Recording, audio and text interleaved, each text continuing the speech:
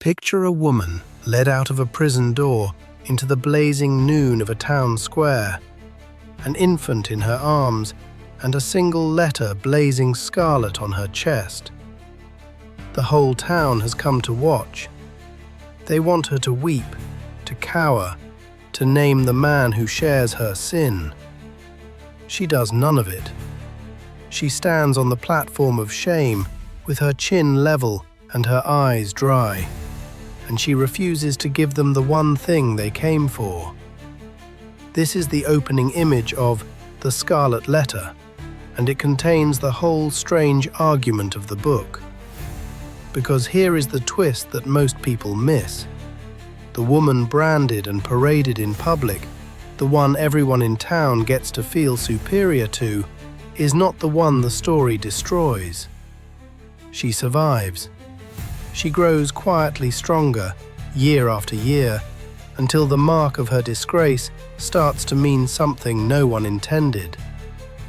The person the book actually watches rot, slowly and horribly from the inside, is the man in the crowd nobody suspects. The beloved, respected, admired figure who committed exactly the same sin and simply chose to hide it. Nathaniel Hawthorne wrote this in 1850, and he was really writing about something we have made a national sport of in our own century: the public shaming, the badge you are forced to wear, the pile-on where the crowd gets to be righteous. But his real target is subtler and closer to home.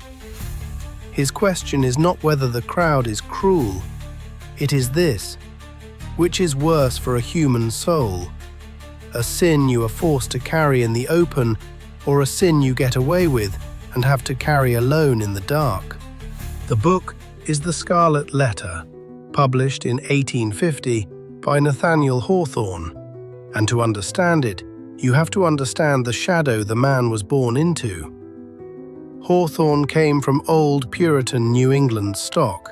His own great-great-grandfather, John Hawthorne, had been one of the judges at the Salem witch trials, a man who sent innocent people to their deaths and never once repented of it. Nathaniel felt that inherited guilt so keenly that he added a W to the family name, quietly trying to put distance between himself and it. So when he sat down to write about sin, judgment, and the machinery of public condemnation, he was not writing as an outsider. He was writing about his own ancestors, about the grim, God-haunted world that had made him. He set the story 2 centuries before his own time, in the Puritan Boston of the 1640s, a small, cold, intensely religious colony where the church was the state, where adultery was a crime the magistrates could punish, and where your neighbors were also your jury. Into that airless world, he drops a woman named Hester Prynne, sentenced for bearing a child who is not her husband's, and forced to wear a scarlet letter A on her breast for the rest of her life as a walking public warning. But Hawthorne is not really interested in the crime. He is interested in what happens afterward, to the woman who wears her guilt where everyone can see it, and to the man who does not. Over the coming 20 minutes, we will see that the letter, that badge of shame, is the least dangerous thing in the book. The dangerous thing is everything that stays hidden. Here is the whole novel in one sentence.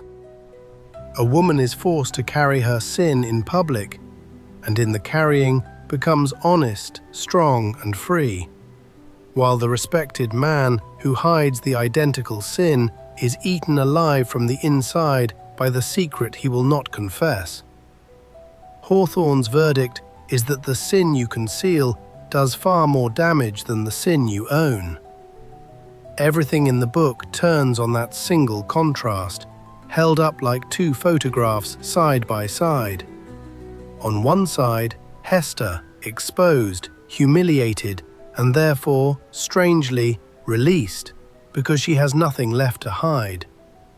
On the other, the man who got away with it, admired by everyone, punished by no one but himself, and therefore never released at all. Hawthorne stacks the whole story to force one uncomfortable question. Is it better to be publicly condemned and inwardly whole, or publicly honoured and inwardly rotting? We will walk it in 5 beats. First, the scaffold, the public shaming that opens the book. Second, the physician's revenge, the wronged husband who comes back in disguise. Third, the letter that changed meaning, how Hester turns her brand into something else entirely. Fourth, the minister's secret rot, the hidden sinner consumed from within. And fifth, be true. The 2 words Hawthorne compresses the entire novel into at the very end. First, the scaffold. The book opens at its most public moment. Hester Prynne is brought out of the town prison, clutching her infant daughter, Pearl, and marched to a raised wooden platform in the centre of the marketplace. The scaffold, where criminals are displayed for the whole community to judge. And there, for the first time, we see the mark she will carry for the rest of the story.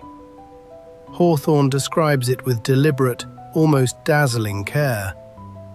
On the breast of her gown, in fine red cloth, surrounded with an elaborate embroidery and fantastic flourishes of gold thread, appeared the letter A.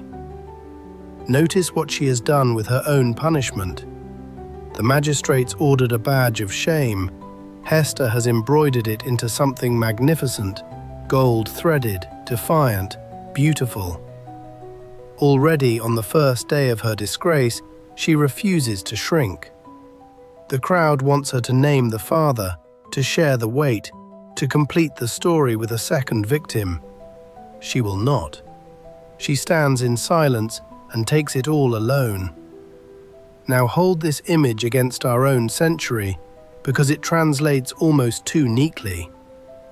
This is a public shaming in its purest form, a person hauled into the town square, a mark they are forced to wear, and a crowd gathered less to see justice done than to feel, by comparison, clean. The modern pile-on runs on the identical fuel. When a stranger is dragged online for one mistake and thousands queue up to condemn, the real point was never the sin. The takeaway Hawthorne hands us is bracing. Shaming has almost nothing to do with making the guilty person better. It is a machine for making the onlookers feel righteous, standing safely on the right side of the platform. Second, the physician's revenge. In that opening crowd stands a stranger nobody recognizes. A small, aging, scholarly man just arrived from the wilderness. He is, in fact, Hester's long-missing husband, a cold intellectual who sent her ahead to the New World years earlier and then vanished. Now he has walked back into her life at the worst possible moment, and he sees his wife on the scaffold holding another man's child. He makes an instant, chilling decision. He will not expose himself as the wronged husband. He takes a false name, Roger Chillingworth, swears Hester to secrecy, and sets himself a single quiet goal: to find the man who fathered Pearl and to make him suffer, slowly, for the rest of his life. And here, Hawthorne does something masterful. Chillingworth comes to suspect the tormented young minister, Arthur Dimmesdale, and so he moves in, as a doctor, as a caring friend, as a live-in companion, tending the minister's failing health. Under the mask of kindness, he spends years probing the man's conscience like a surgeon with a knife, feeding on his hidden agony, keeping him alive precisely so he can keep torturing him. Think about the modern shape of this. Chillingworth is the person who learns your secret and then attaches himself to you. The concerned friend, the helpful colleague, the one who says they only want to look after you, while quietly holding your worst moment over your head and savouring your slow unravelling. Hawthorne's insight is that the public punishment on the scaffold is almost merciful next to this. The real hell is not the crowd. The real hell is one person who knows your secret and decides to feed on it in private, day after day, for as long as it lasts. Third, the letter that changed meaning. Years pass, and Hester does something no one predicted. She does not flee the colony, though she easily could. She does not argue or beg or try to explain herself away.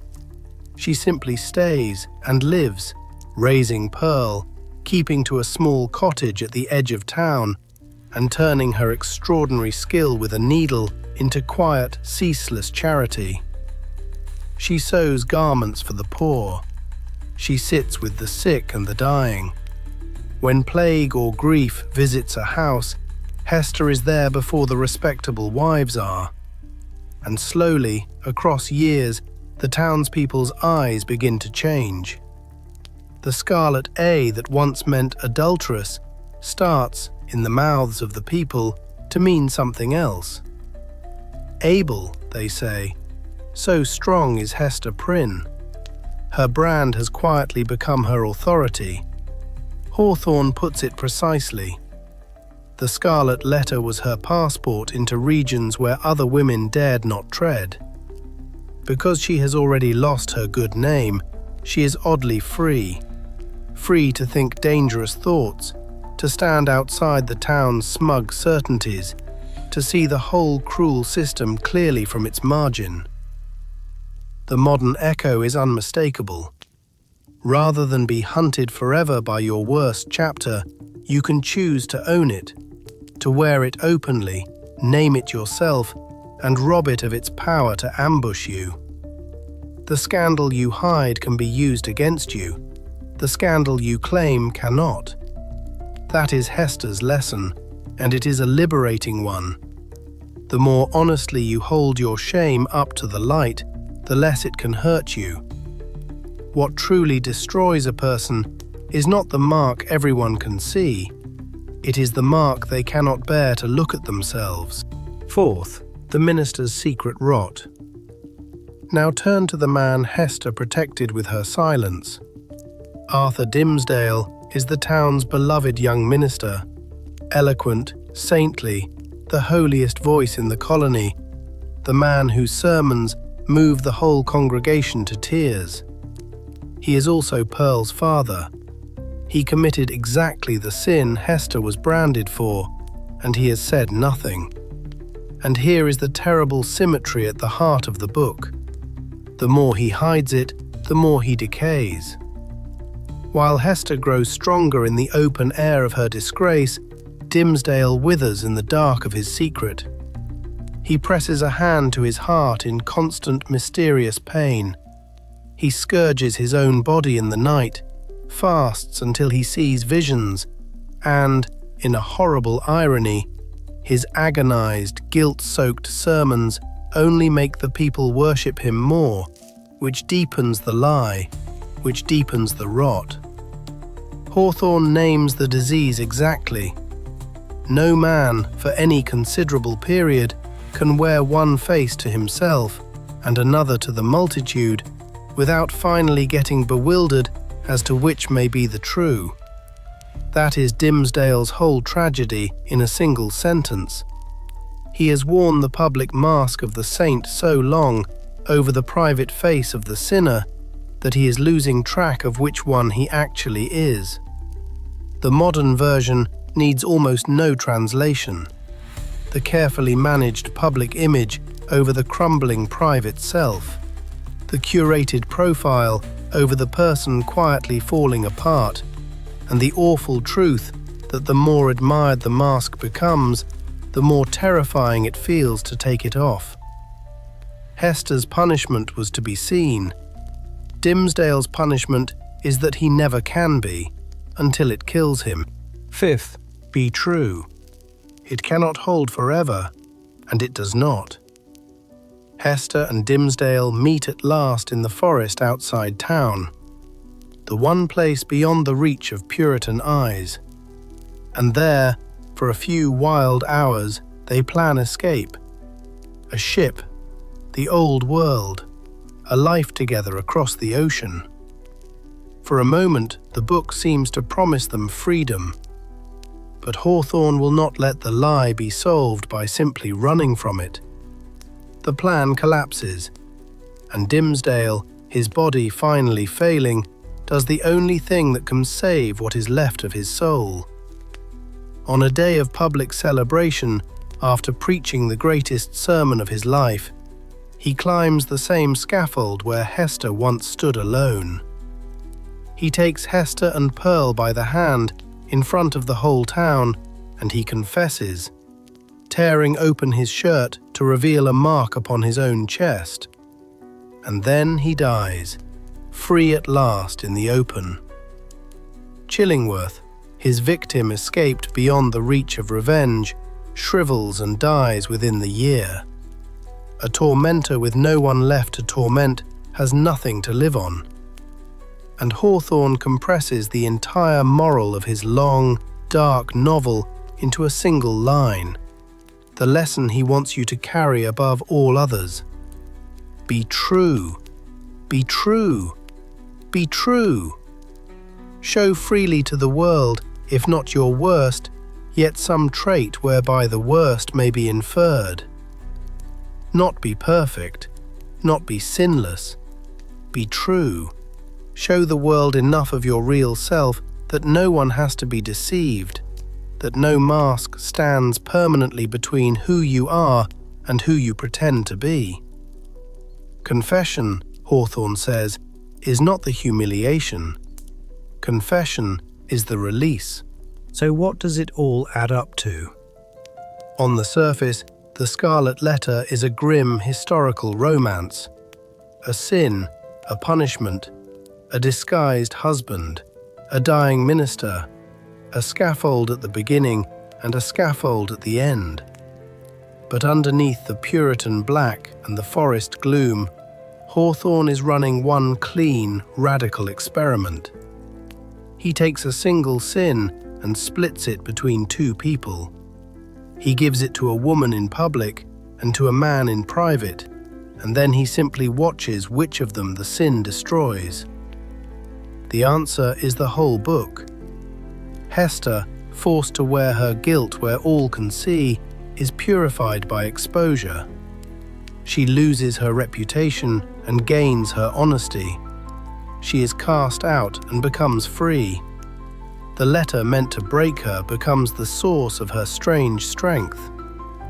Dimmesdale, permitted to keep his good name, is poisoned by concealment, admired, untouched, and rotting a little more with every day the secret holds. The crowd, so certain of its own righteousness on the day it shamed Hester, turns out to have condemned the wrong person and worshipped the guiltier one, never once knowing it did either. Hawthorne's verdict is quiet and devastating. It is not the sin that damns you, and it is not even the punishment. It is the hiding. The wound you conceal festers. The wound you expose can finally begin to heal. Shame kept in the dark grows teeth. Shame brought into the light loses them. Here is the one thing to carry out of this book and into your week. We spend enormous energy managing the gap between the face we show and the face we hide. The polished version for the audience, the real version we are certain no one must see. And Hawthorne's warning, more than a century and a half old, is that the gap itself is the danger. Not the flaw you are covering, the covering. Every secret you keep to protect an image quietly demands a second self to maintain it.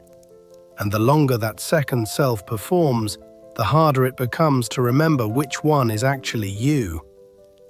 So this week, notice where you are wearing one face to yourself and another to the multitude. Notice the small concealments that are starting to cost more to keep than they would to confess.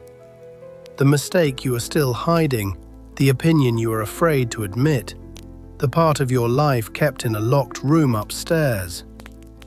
You do not have to broadcast your worst moment to a crowd. Hester's public scaffold is not the only path. But you can stop letting the mask fuse to your face. You can tell one true thing to one real person. You can, in Hawthorne's phrase, show freely to the world some trait whereby the worst may be inferred. Enough of your real self that no one is deceived, least of all you. Because the thing that rots Dimmesdale is not that he sinned, it is that he could not bear to be known. And the thing that saves Hester is that, once she had nothing left to hide, she finally had nothing left to fear. Nathaniel Hawthorne spent his whole imagination on one uncomfortable idea: that the person publicly branded may end up freer than the person privately admired, and that the only real cure for a hidden shame is to stop hiding it. Hester Prynne wore the worst thing she had ever done on her chest for all the world to see, and she outlived, outlasted, and outgrew every clean-handed neighbor who judged her. If this walk through the Scarlet Letter gave you something worth keeping, subscribe. A new classic every week, faithfully, in about 20 minutes.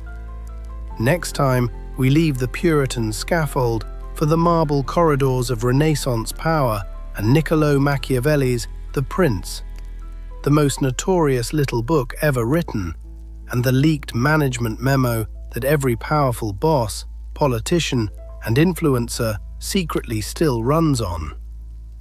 Is being good a competitive disadvantage? We will find out what Machiavelli actually said underneath 500 years of insult. And tell me in the comments, what is one thing you have kept hidden mainly to protect an image, and has carrying it in secret cost you more than confessing it ever would? I read every reply.